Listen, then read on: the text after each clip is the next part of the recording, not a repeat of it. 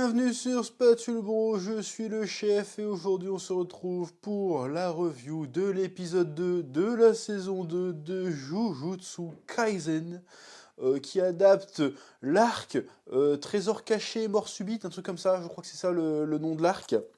Donc épisode 2, un arc qui est un flashback sur la jeunesse de ce bon vieux Gojo et de son pote Geto qui vont affronter, comment il s'appelle, Toji Fujiguro.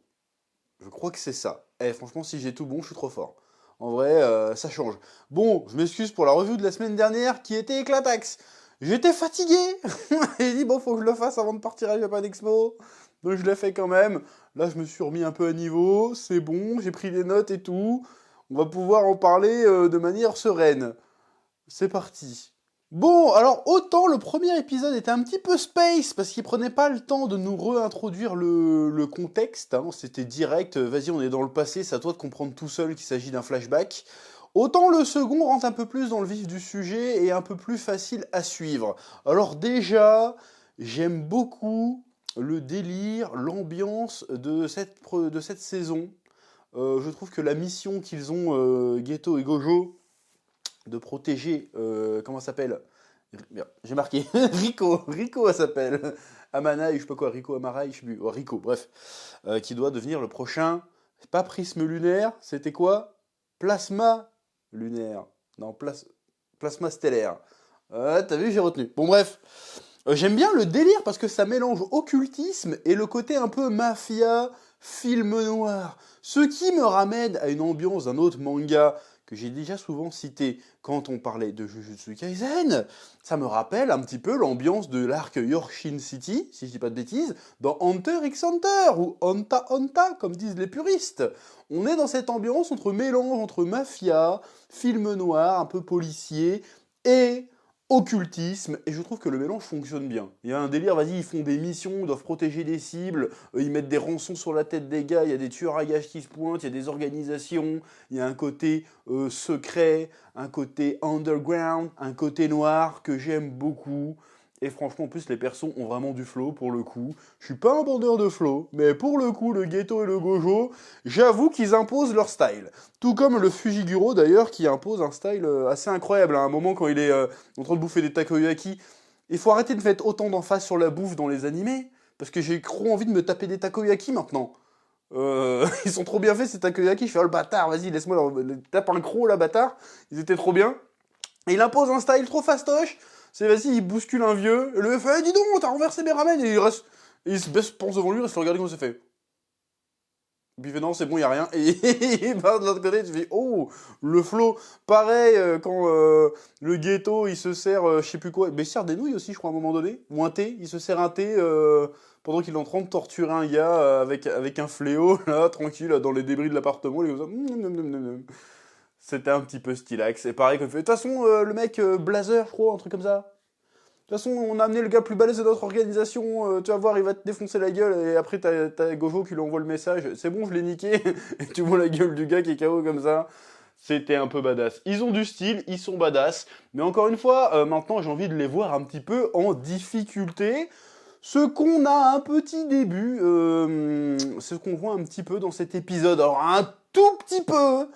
C'est-à-dire qu'ils envoient ils envoient la Rico à l'école quand même en disant que bon, ça serait plus facile de la protéger en l'envoyant à l'école des exorcistes, mais bon, la meuf a bien bientôt fusionné avec un moine chelou, donc vas-y, on va la laisser profiter de ses derniers instants avec ses amis, tranquillement, et hop, à peine ils disent ça, l'autre fait, oh en fait j'ai deux fléaux qui viennent de se faire niquer, il s'est passé quelque chose, faut qu'on retrouve la gamine, sauf qu'il la trouve pas, donc ils se séparent, et là il y a un petit moment de tension, un peu stylé, j'aime vraiment le délire, il y avait vraiment une bonne ambiance, enfin une bonne ambiance. En tout cas, j'ai été happé par l'histoire, j'ai été happé par le truc. Évidemment, on a la petite scène de bandeur de Gojo. Je comprends pas d'où vient la hype autour de ce... Enfin, je comprends la hype autour de ce personnage, il est stylé, mais le côté, il est trop beau gosse. On s'en fout qu'il soit beau gosse, en fait. Mais forcément, il arrive dans une école pour filles, les filles sont là, oh, il est trop beau et tout. On peut voir, il enlève ses lunettes, c'est encore pire. Oh, avec la prof qui arrive, qui lui glisse son numéro, tu dis, oh, qu'est-ce que c'est que ce délire. Bon, bah, bref, le personnage est quand même très, très, très stylé. Et pas parce qu'il est beau gosse, il est stylé parce qu'il impose son style. Il n'y a pas besoin de rajouter le côté fangirl, on s'en fout, tu vois. Enfin bref, ce n'est pas gênant pour autant. Je sais même pas pourquoi j'ai parlé de ça en fait, on s'en fout en réalité. Ce que je voulais dire, c'est qu'on commence à avoir des petites bastonnades contre d'autres exorcistes qui sont plutôt sympathiques. Alors, les pouvoirs de Ghetto, on a bien compris que c'était un genre d'invocateur d'esprit, hein, ou de fléau, qui se bat contre un vieux qui est habillé comme le daron à Ranma 1,5. Au début, je me dis, tiens, il va partir où ce... Parce que, tu vois, l'ennemi, il arrive.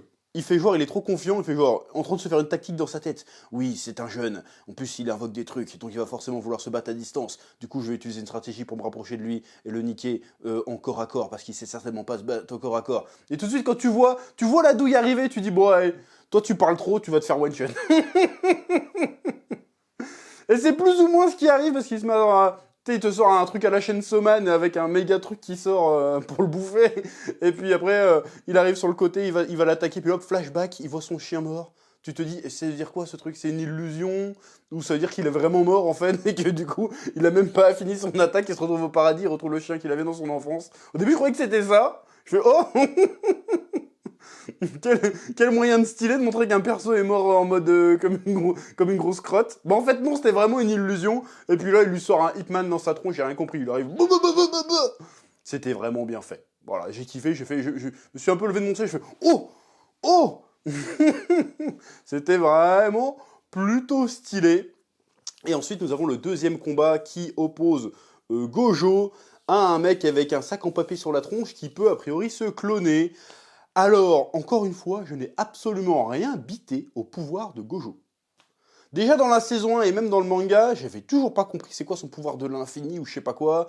Donc j'ai l'impression qu'il peut faire de l'interaction infinie et de la dispersion infinie. Enfin, convergence et divergence infinie. Mais j'ai toujours pas compris. À chaque fois qu'il explique le truc, je fais attends, mais de quoi tu me parles là? Quoi? Je n'ai toujours pas compris.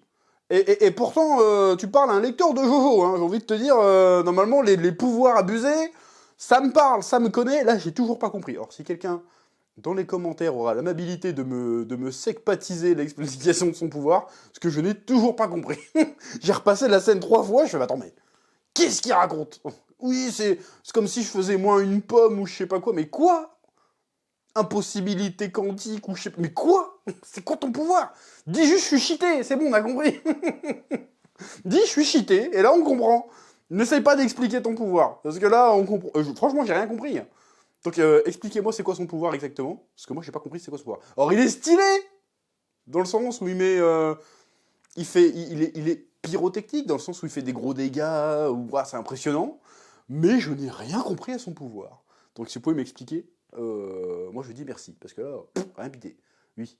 Bon, il y a aussi le personnage de Rico, qui, bon, pour le coup, je la trouve un peu cliché, hein, la jeune meuf, voilà, qui se la pète un peu, genre, ouais, de toute façon, moi, je vais être le réceptacle de machin, et puis je serai aussi dans lui, il sera dans moi, donc respectez-moi, vous êtes que des larbins, nanana, mais en fait, elle est un peu, oh, c'est en fait la fille fragile qui demande à être protégée quand même, et du coup, tu sens qu'il va y avoir une petite alchimie entre les personnages, et qu'ils vont s'attacher à elle, très certainement.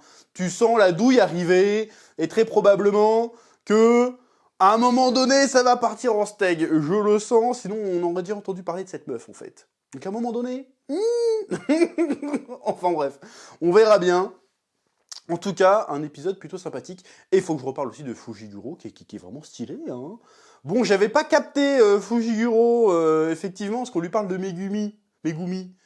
Et j'ai fait, ah, c'est donc ça. Donc apparemment, il a un lien avec Megumi. Alors, évidemment, j'ai un peu varfouillé, j'ai vu c'était quoi le lien avec Megumi, vite fait.